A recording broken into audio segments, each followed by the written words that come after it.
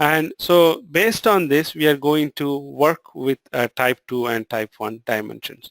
So let me go back into the diagram here. Then how we are going to work with that. So what is the best approach we are going to use with that. So first here we have, I think I have to use this. So here we have a source, and then here we have a destination. Then let's first focus on to type 1 dimension. Let me write it, type 1 dimension.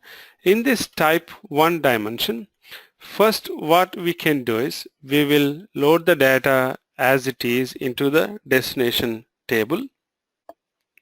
And so once the data is loaded into the destination table, then let's assume we change two columns data, which is a type 1.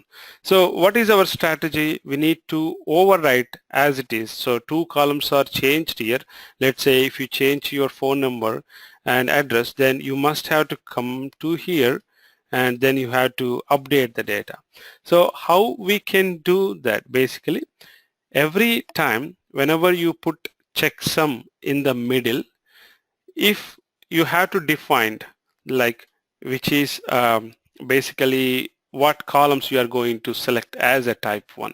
So let's say if I'm going to select type 1 as a phone number and basically address. So if I select these two columns, then if I put the checksum, what will happen?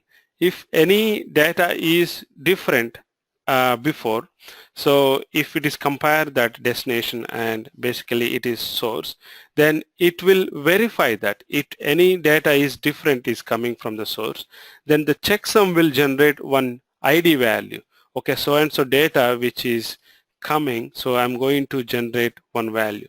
So this value we will come here and we will use additional column to store this value. So whenever you load the first time, we will load the data with a checksum value.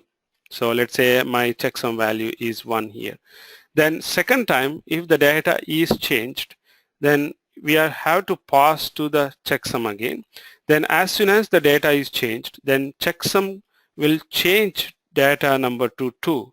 So what will happen? We will come here and we'll compare 2 is equal to 1. So this is not correct. It is different.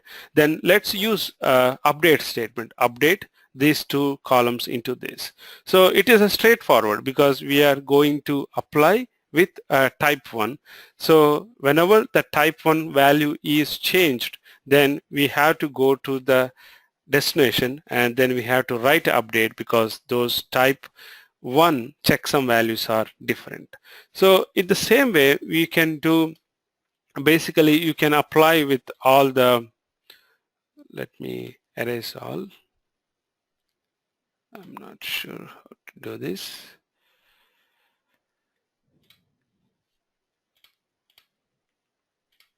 Okay, so we can apply the similar approach, same as it is, but little bit different into the type 2.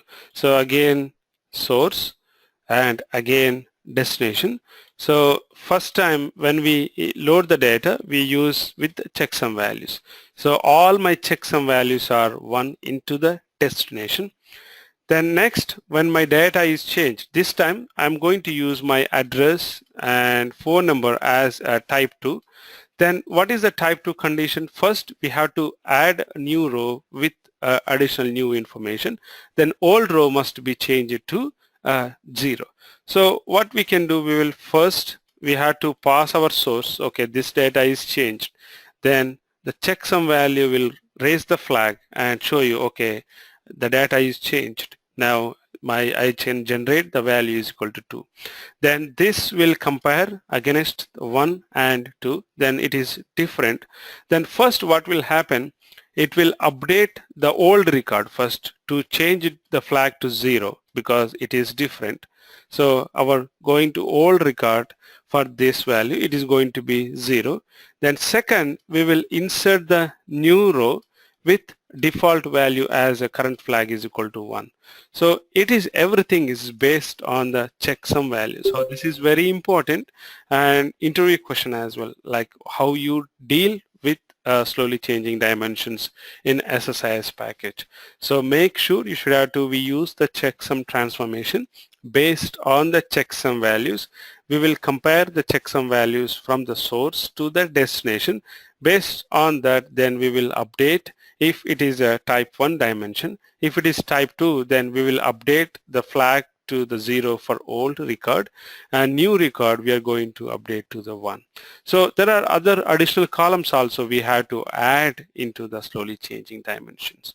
So this is the basic concept how we going to deal with the checksum.